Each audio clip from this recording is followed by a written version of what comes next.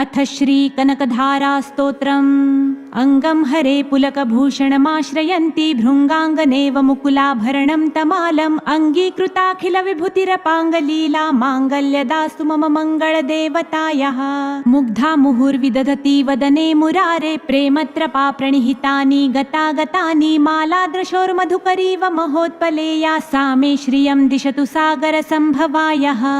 आमीलिताक्षमधिगम्य मुदा मुकुन्दम् आनन्दकन्दमनिमेषमनङ्गतन्त्रम् आकेकरस्थितकनीनिकपक्ष्मनेत्रम् भूत्यै भवेन्मम भुजङ्गशयाङ्गनायाः।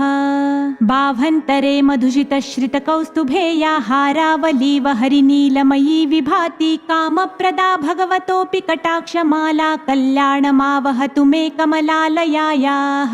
कालाम्बुदाळिललितोरसिकैटभारे धाराधरे स्फुरति या तडिदङ्गनेव मातुः समस्तजगतां महनीयमूर्ति भद्राणि मे दिशतु भार्गवनन्दनायाः।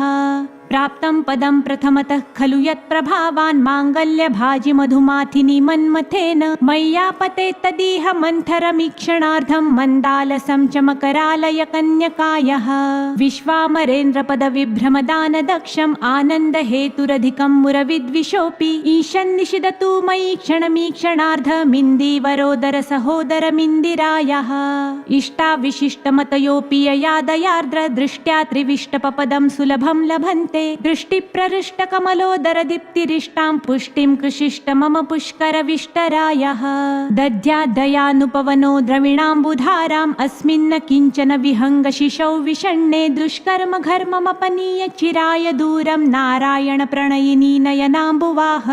धीर्देवतेति गरुडध्वज सुन्दरीति शाकम्भरीति शशिशेखरवल्लभेति सृष्टिस्थिति प्रलयकेलिषु संस्थितायै तस्यै नमस्त्रिभुवनैकगुरोस्तरुण्यै। श्रुत्यै नमोऽस्तु शुभकर्मफलप्रसूत्यै रत्यै नमोऽस्तु रमणीय गुणार्णवायै शक्त्यै नमोऽस्तु शतपत्रनिकेतनायै पुष्ट्यै नमोऽस्तु पुरुषोत्तमवल्लभायै। नमोऽस्तु नालिकनिभाननायै नमोऽस्तु दुग्धोदधिजन्मभूम्यै नमोऽस्तु सोमामृतसोदरायै नमोऽस्तु नारायणवल्लभायै। नमोऽस्तु हेमाम्बुजपीठिकायै नमोऽस्तु भूमण्डलनायिकायै नमोऽस्तु देवादिदयापरायै नमोऽस्तु शारङ्गायुधवल्लभायै। नमोऽस्तु देव्यै भृगुनन्दनायै नमोऽस्तु विष्णोरुरसीस्थितायै नमोऽस्तु लक्ष्मै कमलाललायै नमोऽस्तु दामोदरवल्लभायै। नमोऽस्तु कान्त्यै कमलेक्षणायै नमोऽस्तु भूत्यै भुवनप्रसूत्यै नमोऽस्तु देवादिभिरर्चितायै नमोऽस्तु नन्दात्मजवल्लभायै। सम्पत्कराणि सकलेन्द्रियनन्दनानि साम्राज्यदानविभवानि सरोरुहाक्षि त्वद्वन्दनानि दुरिताहरणोद्यतानि मामेव मातरनिशं कलयन्तु मान्ये।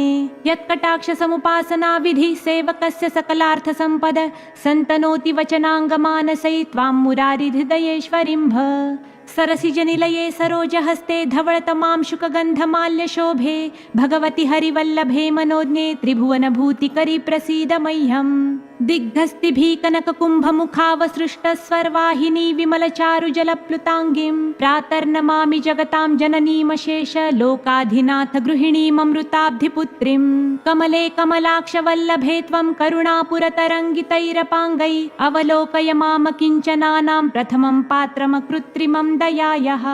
देवी प्रसीद जगदीश्वरी लोकमातः कल्याणगात्रि कमलेक्षण जीवनाथे दारिद्र्यभीतिहृदयं शरणागत माम् आलोकय प्रतिदिनं सदयैरपाङ्गैः। स्तुवन्ति ये स्तुतिभिरमूभिरन्वहं त्रयीमयीं त्रिभुवनमातरं रमां गुणाधिका गुरुतर भाग्यभागिनो भवन्ति ते भुवि बुधभाविताशयाः। इति श्रीमच्छङ्कराचार्यकृत श्रीकनकधारा स्तोत्रं सम्पूर्णम्।